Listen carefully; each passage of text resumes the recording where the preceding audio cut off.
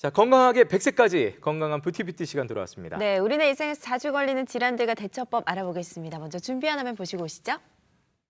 건강한 뷰티 청주에 사는 54살 주부의 사연입니다. 저에게는 간혹 입이 제대로 벌어지지 않는 증상이 생겼습니다. 이런 증상이 생긴 건 1년 전. 하루쯤 되니 자연히 회복이 됐고 한 달 전에는 2~3시간 만에 특별한 통증 없이 회복됐죠. 그래서 심각하게 생각하진 않았습니다. 그런데 열흘 전에는 갑자기 입이 벌어지지 않는 건 물론 턱과 귀 속이 심하게 아프고 두통이 하루 종일 지속됐습니다. 치과를 찾아 진료를 받았습니다. 의사 선생님은 평소에 이를 악무는 습관과 이갈이가 심하고 목과 어깨 근육이 심하게 경직됐다면서 턱관절 질환이라고 진단하시더라고요. 그 후 치과를 다니며 약물 치료와 보톡스 치료, 턱관절 장치 치료를 받고 있습니다. 지금은 두통 그리고 턱과 목 통증도 많이 좋아졌는데요. 저처럼 턱관절 질환으로 고생하는 분들에게 도움이 될 수 있는 치료 정보 좀 알려주세요 하고 사연 주셨습니다. 건강한 뷰티 턱관절과 이갈이에 대해서 자세하게 알려드립니다. 네, 턱관절 통증으로 고생하시는 분의 사연이었습니다. 저도 학생 때 보면은 이 턱이 좀 잘 안 맞는다, 뭐 악관절 때문에 고생한다는 친구들이 꽤 있었거든요. 맞아요. 오늘 좀 자세히 살펴보도록 하겠습니다. 네, 자 지금 이 자리에 치과 보철 전문의 신영문 원장님 나와주셨습니다. 어서 네, 오세요. 안녕하세요. 안녕하세요. 네. 자, 예. 자, 턱관절 하면 이제 우리가 보통 이제 뭐 씹는 데 도움을 준다 이렇게 생각을 하고 있는데 턱관절이라는 게 정확하게 우리 몸에서 어떻게 구성이 되어 있을까요? 예, 턱관절은 위턱과 아래턱 두 개로 구성되어 있습니다. 네. 위턱은 눈코와 함께 머리에 고정되어 있고 실제 움직임은 아래턱에서 일어나는데 위턱과 아래턱이 만나 움직이는 공간을 턱관절이라고 생각하시면 될 것 같습니다. 예. 추가적으로 설명드리면 턱관절은 양쪽 귓구멍 앞에 위치해 있으며 위턱, 아래턱 그 사이에 디스크가 있고 주변에 인대와 근육 등으로 이루어져 있습니다. 여기서 디스크가 중요한 역할을 하는데 네. 뼈와 뼈 사이에서 충격을 흡수하면서 저작, 발음, 연화 등의 운동을 원활하게 할 수 있도록 해줍니다. 네. 그렇군요. 보통 이제 하품하다가 턱이 빠졌다 뭐 이런 어, 얘기들 하시는데 네네. 실제로 이게 턱이 빠지는 건가요? 아, 네, 정말로 턱이 빠지고요. 오. 대부분은 부분적으로 턱이 빠져서 금세 원위치로 돌아가는데 아, 완전히 빠진 경우는 가끔 완전히 빠진 경우가 있습니다. 네. 그런 경우에는 우선 입이 벌어진 채 본인 스스로 입을 다물 수 없게 됩니다. 음, 이런 경우 턱관절에 무리한 힘이 가해져 디스크나 근육 등의 손상이 생길 수 있습니다. 따라서 빨리 치과에 가셔서 원위치 시켜야 하고요. 네. 그리고 이렇게 턱이 빠지는 현상은 턱관절 주변의 디스크 근육 등이 건강하지 못할 때 일어나게 되는 이상 신호라고 보시면 될 것 같습니다. 그렇군요. 그럼 이 턱관절 이상은 이렇게 하품처럼 갑자기 턱관절을 좀 이렇게 벌렸을 때 나오는 건가요? 아, 네. 흔히 턱관절 질환이라고 하는 이상 현상은 말씀하신 대로 갑자기 외상이나 큰 움직임이 있을 경우에 생기는 경우도 있지만 대부분 장기적인 원인이 피로들이 누적되어 있다가 버틸 수 있는 한계점을 넘었을 때 증상으로 나타나게 됩니다. 평소 생활 습관과 스트레스가 가장 큰 원인인데요.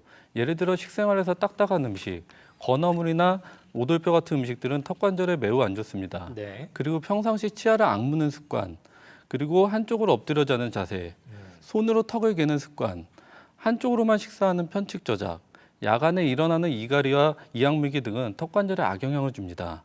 우리가 풍선을 불 때 어느 정도는 풍선이 잘 부풀어 오르다가 어느 한계 이상에서는 터져버리는 것처럼 생활 속 악습관들이 모이고 모여 턱관절 이상이 생겨납니다. 네.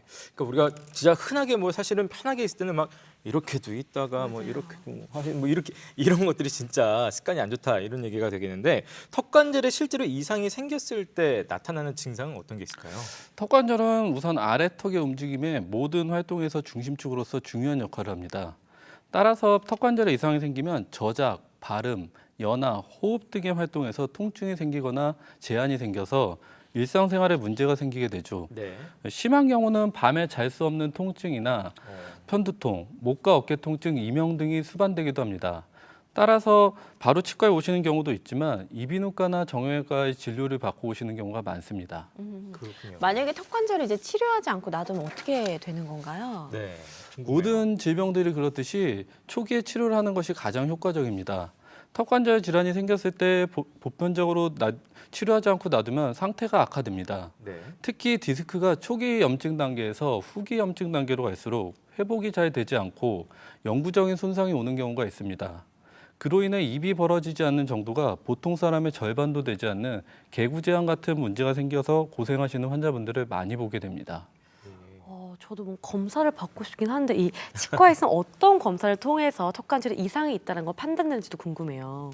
네. 턱관절 질환의 경우는 진료실 치아에서 이루어지는 테스트들이 가장 중요합니다. 보통 치아 검사는 이제 엑스레이나 CT 같은 것들로 많이 하게 되는데 네. 턱관절 검사 같은 경우는 의사와 환자 간에 개구 테스트 등을 동반한 구강 안면 통증 검사가 필수적입니다. 입이 벌어지는 양을 측정하기도 하고 네. 턱이 편측으로 변이되는 양도 검사하고 디스크와 턱이 움직이는 모습을 관찰하기도 하고요.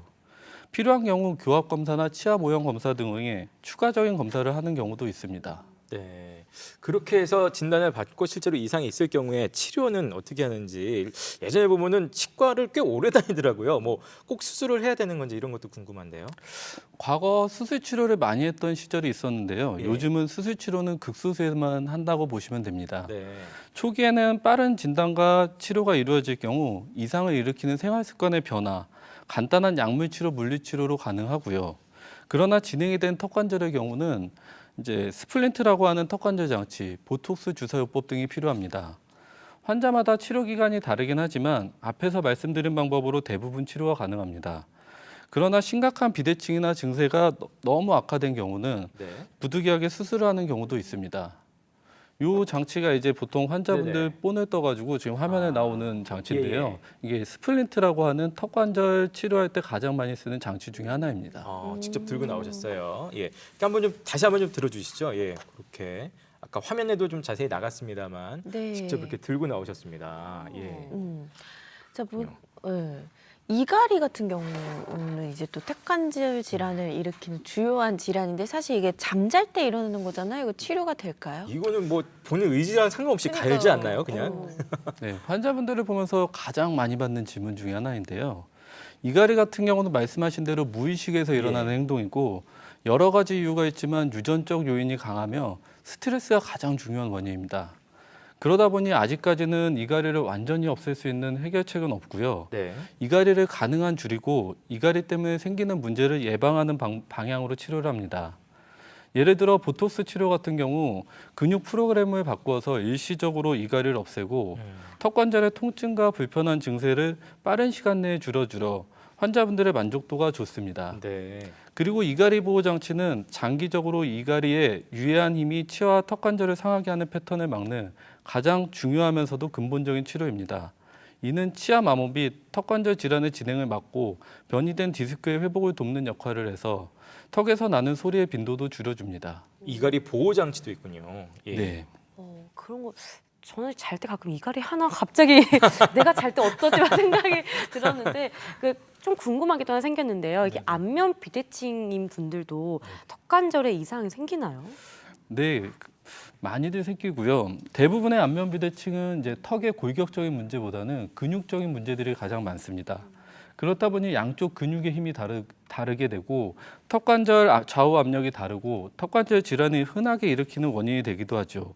이는 치아가 물리는 교합에도 영향을 주게 되어 보톡스 주사요법, 교합 치료 등으로 간단하게 바로잡아주는 것이 좋습니다. 다만 골격적인 안면 비대칭인 경우에는 교정이나 악교정 수술 같은 복잡한 치료가 필요합니다. 네. 평소에 그럼 우리가 좀 턱관절도 보호하고 이 통증도 예방할 수 있는 뭐 방법 좋은 게 뭐가 있을까요, 선생님? 네, 우선 미국의 통계를 보면 턱관절 이상은 4명 중에 1명 이상꼴로 그리고 현대화 사회로 갈수록 늘어가고 있습니다. 그래서 말씀하신 대로 미리 질환을 예방하는 방법이 가장 중요한데요. 네. 실생활에서 할 수 있는 가장 간단한 2가지 방법만 좀 말씀드려볼까 합니다. 네네. 첫째는 많은 분들이 입술을 다물고 있을 때 치아를 물고 있는 경우가 있습니다. 이는 턱관절에 유해한 자극을 주게 되므로 입술은 다물고 있어도 치아가 떨어지는 습관을 가지셔야 하고요. 네. 이를 위해서 혀 위치 연습을 하는 것이 매우 좋습니다. 혀 끝을 위 앞니 뒤쪽 잇몸에 가볍게 대고 예. 입술을 다물고 코로 호흡하시면 됩니다. 이러면 자연스럽게 치아가 떨어지면서 턱관절을 보호할 수 있고요. 두 번째로는 매우 간단한 건데 딱딱한 음식물 섭취를 피하는 식으로 식습관을 조절해 주는 것입니다. 이 두 가지만 잘 지켜주셔도 턱관절 질환의 많은 부분을 예방할 수 있습니다. 네. 자, 마지막으로 못한 말씀 있으시면 좀 부탁드릴게요. 네. 어린 시절 어른들로부터 뭐든지 이악 물고 열심히 해야 한다라는 이야기를 한 네네. 번쯤은 들어보셨을 것 같습니다. 저는 한국 사회 급성장의 원동력이 되어준 이악 물기 정신이 고맙기도 하면서 진료실에서 환자분들을 볼 때마다 힘을 좀 빼라는 말씀을 많이 드리게 되는데요. 이악 물기와 이갈이 같은 무의식 중에 긴장하는 습관과 그로 인해 악화되는 턱관절 질환의 경우 정확한 원인을 파악하면 악순환의 고리를 쉽게 끊을 수 있는 경우가 있습니다. 따라서 지금 턱관절의 이상과 불편감을 가지고 참고만 계시는 분들께서는 정확한 진단과 치료를 통해 도움을 받으시길 바랍니다. 네. 오늘 말씀드리면서 전 습관이라는 단어가 떠올랐는데 뭐 턱도 사실 잘 걸게 되고 네. 한쪽으로 씹는다든지 한쪽으로 엎드려 자는 것들 이런 것들 다들 하나쯤은 가지고 계실 법한 그런 습관인데 이런 습관을 좀 잘 조절해야 되겠다. 생활 습관이 정말 중요하구나 이런 생각을 다시 한번 가져봤습니다. 네. 예. 자, 다음 주 이 시간에는요. 내 다리가 주는 적신호 하지 정맥류에 대해서 자세하게 알아보도록 하겠습니다. 네. 자, 지금까지 치과 보철 전문의 신용문 원장님과 유혜정 리포터였습니다. 고맙습니다. 두 분 감사합니다. 네, 감사합니다.